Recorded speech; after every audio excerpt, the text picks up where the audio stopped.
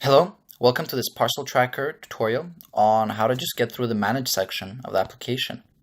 First of all, you won't see all of these options if you're not a super user or an admin user as we like to call them.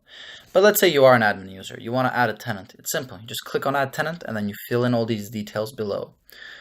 Just know one thing, if you enable phone notifications, make sure that the number you enter here is a UK number and make sure that you do enter a number, otherwise it won't accept it.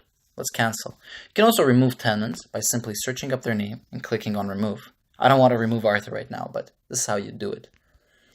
Then let's say I want to modify the information. So let's say we want to take Arthur and modify his email to .ch. That can be done. And also let's say we want to get rid of his phone contact details.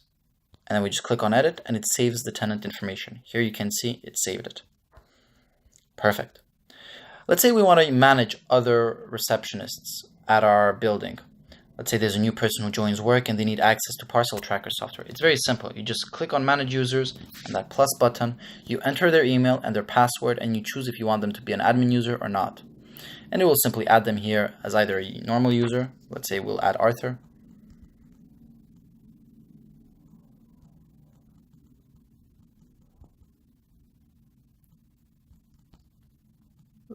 IO.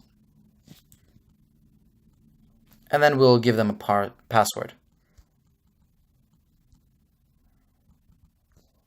And then we don't want to make them an admin user.